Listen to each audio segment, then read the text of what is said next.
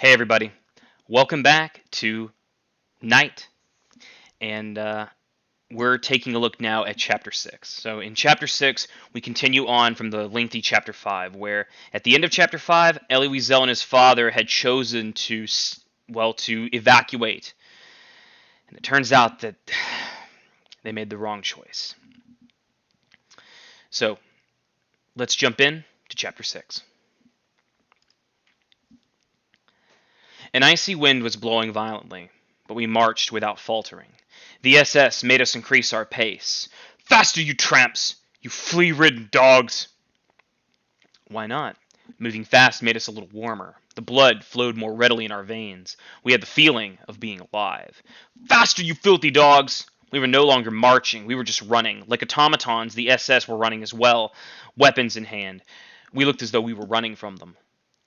The night was pitch black. From time to time, a shot exploded in the darkness. They had orders to shoot anyone who could not sustain the pace. Their fingers on the triggers, they did not deprive themselves of the pleasure. If one of us stopped for a second, a quick shot eliminated the filthy dog. I was putting one foot in front of the other like a machine. I was dragging this emaciated body that was still such a weight. If only I could have shed it.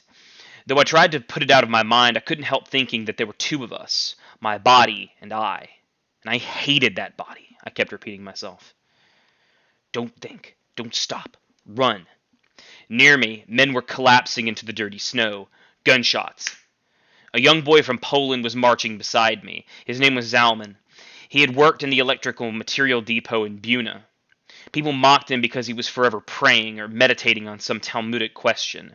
For him, it was an escape from reality, from feeling the blows. All of a sudden, he had a terrible stomach cramp. "My stomach aches," he whispered to me. He couldn't go on. He had to stop a moment. I begged him, "Wait a little bit, Zalman. Soon we'll all come to a halt. We cannot run like this to the end of the world." But while running, he began to undo his buttons and yelled to me, "I can't go on. My stomach is bursting." "Make an effort, Zalman. Try." "I can't go on," he groaned. He lowered his pants and fell to the ground. That is the image I have of him. I don't believe he was finished off by an SS, for nobody had noticed. He must have died trampled under the feet of thousands of men who followed us. I soon forgot him. I began to think of myself again. My foot was aching. I shivered with every step. Just a few more meters and it would all be over. I'd fall. A small red flame. A shot. Death enveloped me. It suffocated me. It stuck to me like glue. I felt I could touch it. The idea of dying, of ceasing to be, began to fascinate me. To no longer exist. To no longer feel the excruciating pain of my foot. To no longer feel anything. Neither fatigue nor cold. Nothing. To break rank. To let myself slide to the side of the road. My father's presence was the only thing that stopped me. He was running next to me out of breath, out of strength. Desperate. I had no right to let myself die. What would he do without me? I was his sole support. These thoughts were going through my mind as I continued to run, not feeling my numb foot, not even realizing that I was still running, that I still owned a body that galloped down the road among thousands of others. When I became conscious of myself again, I tried to slow my pace somewhat, but there was no way. These human waves were rolling forward and would have crushed me like an ant. By now I moved like a sleepwalker. I sometimes closed my eyes, and it was like running while asleep. Now and then someone kicked me violently from behind, and I would wake up. The man in the back was screaming, "Run faster! If you don't want to move, let us pass you!" But all I had to do was close my eyes to see a whole world pass before me, to dream of another life. The road was endless, to allow oneself to be carried by the mob, to be swept away by blind fate. When the SS were tired, they were replaced, but no one replaced us. Chilled to the bone, our throats parched, famished, out of breath, we pressed on. We were the masters of nature, the masters of the world. We had transcended everything, death, fatigue, our natural needs. We were stronger than cold and hunger, stronger than the guns and the desire to die. Doomed and rootless, nothing but numbers, we were the only men on earth. At last the morning star appeared in the great sky. A hesitant light began to hover on the horizon. We were exhausted. We had lost all of our strength. It was all an illusion. The commandant announced that we had already covered 20 kilometers since we left. Long since we had exceeded the limits of our fatigue. Our legs moved mechanically, in spite of us, without us. We came to an abandoned village. Not a living soul. Not a single bark.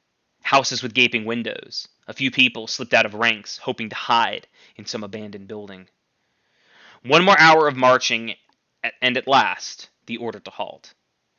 As one man, we let ourselves sink into the snow. But my father shook me. "Not here.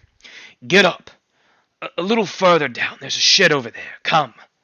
I had neither desire nor the resolve to get up, yet I obeyed. It wasn't really a shed, but a brick factory whose roof had fallen in. Its window panes were shattered, its walls covered in soot. It's not easy to get inside. Hundreds of prisoners jostled one another at the door. We finally succeeded in entering. Inside, too, the snow was thick. I let myself slide to the ground. Only now did I feel the full extent of my weakness. The snow seemed to me like a very soft, very warm carpet, and I started to fall asleep. I don't know how long I slept, maybe a few minutes or an hour, but when I woke up, a frigid hand was tapping my cheeks. I tried to open my eyes, and it was my father. How he had aged since last night. His body was completely twisted, shriveled up into itself. His eyes were glazed over, his lips parched and decayed. Everything about him expressed total exhaustion. His voice was damp from tears and snow. "Don't let yourself be overcome by sleep, Eliza. It's dangerous to fall asleep in the snow. One will fall asleep forever. Come, my son, come, get up." Get up? How could I? How was I to leave this warm blanket? I was hearing my father's words, but the meaning escaped me. It was as if he asked me to carry the entire shed on my arms. "Come, my son. Come." I got up, with clenched teeth. Holding on to me with one arm, he led me outside. It was not easy. It was as difficult to go out as it was to come in. For beneath our feet there lay men, crushed, trampled, dying. Nobody paid any attention to them. We were outside, and the icy wind whipped my face. I was constantly biting my lips so they wouldn't freeze. All around me is what appeared to be a dance of death. My head was reeling. I was walking through a cemetery. Among the stiffened corpses there were logs of wood, not a sound of distress, not a plaintive cry, nothing but a mass agony and silence. Nobody asked anyone for help.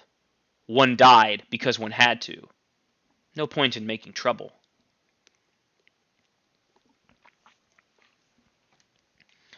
I saw myself in every stiffened corpse. Soon I wouldn't be seeing them anymore. I would be one of them. Only a matter of hours. "Come, Father. Let's go back to the shed." He didn't answer. He wasn't even looking at the dead. Come on, Father. It's better there. You'll be able to lie down. We'll take turns. I'll watch over you and you watch over me. We won't let each other fall asleep. We'll look after one another." He accepted. After trampling over many bodies and corpses, we succeeded in getting inside. We let ourselves fall to the ground. "Don't worry, son. Go to sleep. I'll watch over you." "You first, Father. Sleep." He refused. I stretched out and tried to sleep, to doze a little, but in vain. God knows what I would have given to be able to sleep just for a few moments, but deep inside I knew that to sleep meant to die.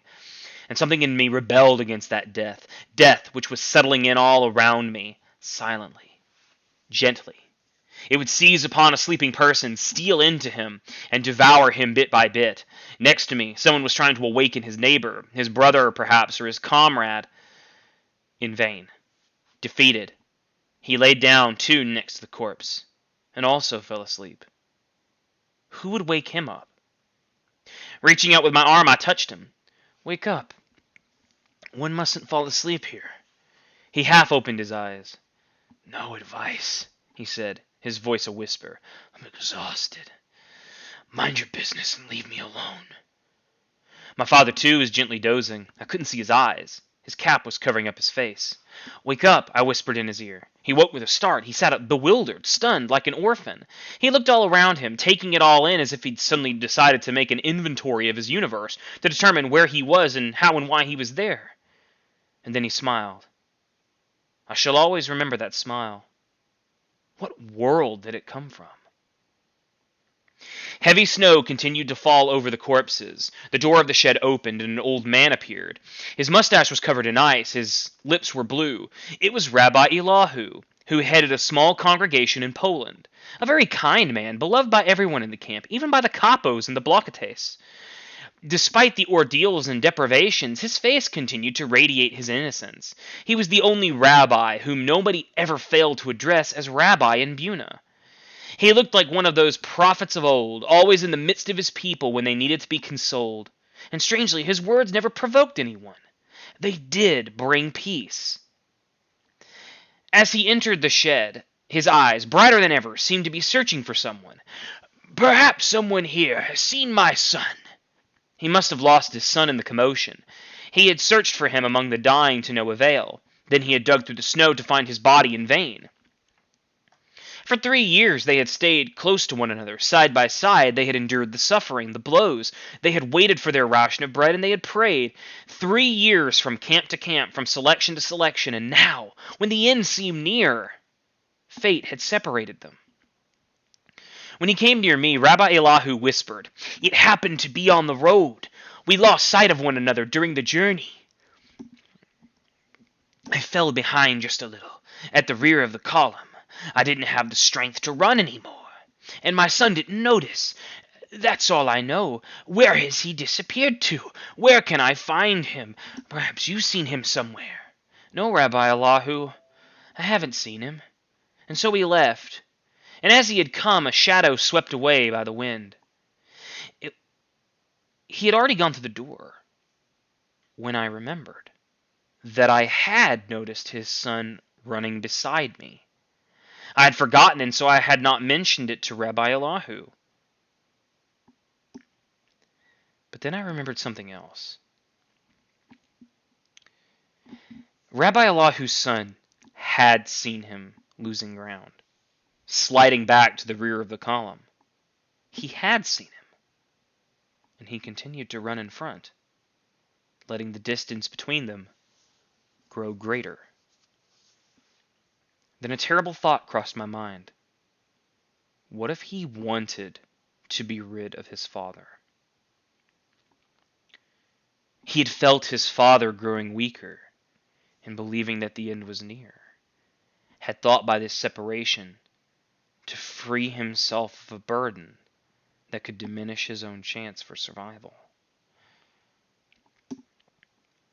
It was good that I had forgotten all that, and I was glad that Rabbi Elie continued to search for his beloved son. And in spite of myself, a prayer formed in me, a prayer to this God in whom I no longer believed. "Oh God, Master of the universe, give me the strength to never do what Rabbi Elihu's son has done." There was shouting outside in the courtyard. Night had fallen, and the SS were ordering us to form ranks. We started to march once more. The dead remained in the yard, under the snow without even a marker. Like fallen guards, no one recited Kaddish over them. Sons abandoned the remains of their fathers without a tear. On the road it snowed and snowed. It snowed endlessly. We were marching more slowly. Even the guards seemed tired. My wounded foot no longer hurt. It was probably frozen. I felt that I had lost that foot. It had become detached from me like a wheel fallen off a car. Never mind. I had to accept the fact. I'd have to live with only one leg. The important thing was not to dwell on it, especially now. Leave those thoughts for later. Our column had lost all appearance of discipline. Everyone walked as he wished, as he could. No more gunshots. Our guards surely were tired. But death hardly needed their help. The cold was conscientiously doing their work. At every step, someone fell down and ceased to suffer. From time to time, SS officers on motorcycles drove the length of the column to shake off the growing apathy. "Hold on, we're almost there. Courage, just a few more hours. We're arriving in Gleiwitz." These words of encouragement, even coming as they did from the mouths of our assassins, were of great help. Nobody wanted to give up just now, just before the end, so close to our destination. Our eyes searched the horizon for the barbed wire of Gleiwitz. Our only wish was to arrive there quickly. But by now it was night. It had stopped snowing. We marched a few more hours before we arrived. We saw the camp only when we stood right in front of its gates. The capos quickly settled us into the barrack. There was shoving and jostling as if this was the ultimate haven, the gateway to life. People trod over numbed bodies, trampled wounded faces. There were no cries, just moans. My father and I were thrown to the ground by the rolling tide. From beneath me came a desperate cry. "You're crushing me! Have mercy!" The voice was familiar. "You're crushing me! Mercy! Have mercy!" The same faint voice. The same cry I'd heard somewhere before. This voice had spoken to me one day. When? Years ago? No, it must have been in the camp. "Mercy!" Knowing that I was crushing him, preventing him from breathing, I wanted to get up and disengage myself to allow him to breathe, but I myself was crushed under the weight of other bodies. I had difficulty breathing. I dug my nails into unknown faces. I was biting my way through, searching for air. No one cried out. Suddenly I remembered. Julek, the boy from Warsaw who played the violin in the Buna Orchestra. "Julek, is that you?" "Elie, sir. The 25 whiplashes. Yes, I remember." He fell silent. A long moment went by. "Julek, can you hear me, Julek?" "Yes," he said feebly. "What do you want?" He was not dead. "Are you all right, Julek?" I asked, less to know his answer, just to hear him speak. To know he was alive. "I'm all right, Eliza. All right. Not too much air. Tired. My feet are swollen. It's good to rest, but my violin." I thought he'd lost his mind. His violin? Here? What about your violin? He was gasping. I'm afraid they'll break my violin. I brought it with me." I could not answer him. Someone had laid down on top of me, smothering me. I couldn't breathe through my mouth or my nose. Sweat was running down my forehead and back. This was it, the end of the road, a silent death, suffocation, no way to scream, to call for help. I tried to rid myself of my invisible assassin. My whole desire to live became concentrated in my nails. I scratched. I fought for a breath of air. I tore at decaying flesh that did not respond. I could not free myself of that mass weighing down on my chest. Who knows, was I struggling with a dead man? I shall never know, but all I can say is that I prevailed. I succeeded in digging a hole in that wall of dead and dying people, a small hole through which I could drink a little air. "Father! Are you there?" I asked as soon as I was able to utter a word. I knew he could not be far from me.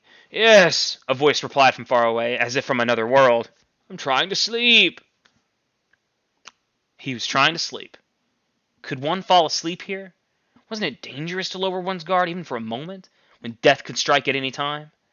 Those were my thoughts when I heard the sound of a violin. A violin in a dark barrack where the dead were piled on top of the living? Who was this madman who played the violin here at the edge of his own grave? Or was it a hallucination?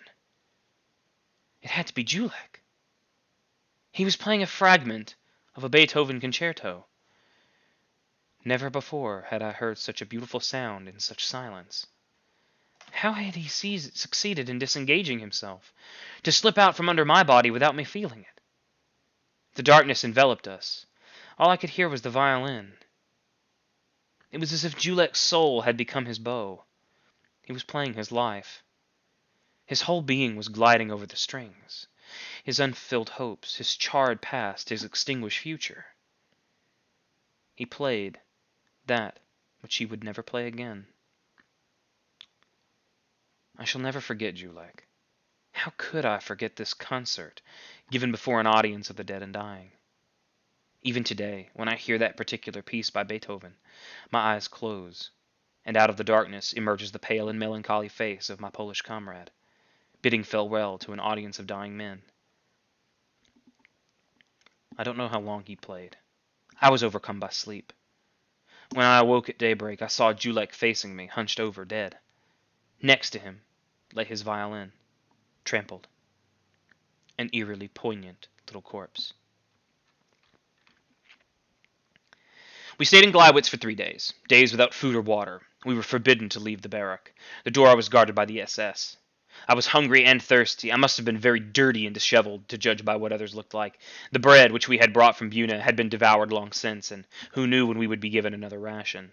The front followed us. We could again hear the cannons very close by, but we no longer had the strength or the courage to think the Germans would run out of time.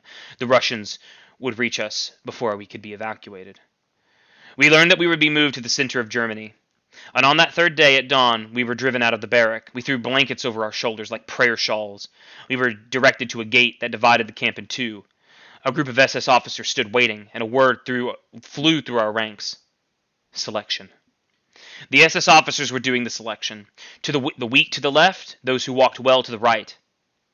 My father was sent to the left, and I ran after him. An SS officer shouted, "Come back!" I inched my way through the crowd. Several SS men rushed to find me, creating such a confusion that a number of people were able to switch over to the right, among them my father and I. Still, there were gunshots and some dead. We were led out of the camp. After about a half an hour march, we arrived in the very middle of a field crossed by railroad tracks. This is where we were to wait for a train's arrival. Snow was falling heavily, and we were forbidden to sit down or to move. A thick layer of snow was accumulating on our blankets. We were given bread, the usual ration, and we threw ourselves on it. Someone had the idea of quenching his thirst by eating snow. Soon, we were all imitating him. As we were not permitted to bend down, we took our spoons and ate the snow off the neighbors' backs. A mouthful of bread and a spoonful of snow. The SS men who were watching were greatly amused by the spectacle. The hours went by. Our eyes were tired from staring at the horizon, waiting for the liberating train to appear. It arrived only very late that evening. An infinitely long train, composed of roofless cattle cars. The SS shoved us inside, 100 per car. We were so skinny. When everybody was on board, the convoy left. That wraps up Chapter 6. From here, we have a very clear path to the ending. As the Russians grow closer, the chances for liberation increase. But remember, will Germany allow the Jews to see the clock strike 12? I'm not sure. But these death marches are actually a common feature during the Holocaust. And next week we'll take a look at an article as well that focuses on these death marches. Anyway, I hope you enjoyed the chapter. We'll read more next week.